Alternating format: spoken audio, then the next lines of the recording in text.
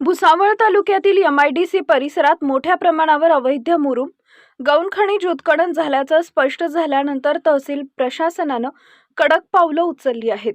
या प्रकरणात एमआयडीसीच्या जळगाव उपविभागावर तब्बल 47,32,240 रुपयांचा दंड ठोठावण्यात आले असून ही रक्कम 3 दिवसांच्या आत शासनाकडे जमा करण्याचे आदेश देण्यात आले आहेत।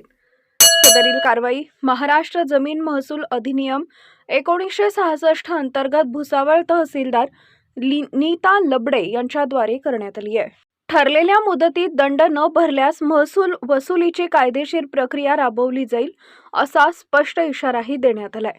महसूल विभागाने केलेल्या पंचनाम्यानुसार मौजे किन्ही आणि कन्हाळे बुद्रुक या गावांच्या हद्दीत एमआयडीसी क्षेत्रात अवैध उत्खनन झाल्याचं निदर्शनास आले असून किन्ही परिसरात 135 ब्रास, कन्हाळे बुद्रुक इथं 262 ब्रास तर एकूण उत्खनन 397 ब्रास मुरुम आहे। किन्ही साक्री रस्त्यालगतची मोकळ्या जागा तसेच महाबीज गोदामाच्या मागील भागात उत्खनन झाल्याची नोंद पंचनाम्यात करण्यात आली आहे। 7 जानेवारी 2011च्या शासन निर्णयानुसार औद्योगिक भूखंडावरील गौण खनिज उत्खननासाठी जिल्हाधिकाऱ्यांची पूर्व परवानगी आवश्यक असते।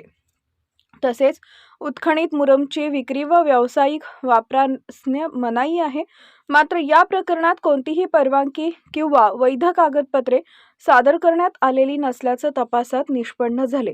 तहसील कार्यालयाकडून वारंवार नोटीस बजावूनही एमआयडीसी जळगाव उपविभागाकडून समाधानकारक खुलासा किंवा परवाने सादर करण्यात आले नाहीत। अखेर 6 फेब्रुवारी 2026 रोजी उत्खनन बेकायदेशीर असल्याचं स्पष्ट झाल्यानंतर ही कारवाई करण्यात आली। तहसीलदार नीता लबडे आणि यांच्या या ठाम धडाकेबाज भूमिकेचं नागरिकांकडून कौतुक होत आहे। या कारवाईमुळे भुसावळ तालुक्यातील अवैध गौण खनिज उत्खननांवर नियंत्रण येईल का अशी शंका व्यक्त केली जाते।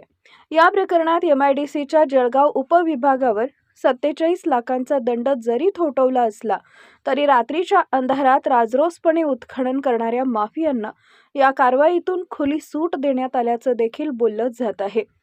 दरम्यान एमआयडीसी प्रशासन ठरलेल्या मुदतीत दंड भरते की नाही याकडे आता सर्वांचं लक्ष लागलंय। Bureau report Mahanews 19 Bhusawal.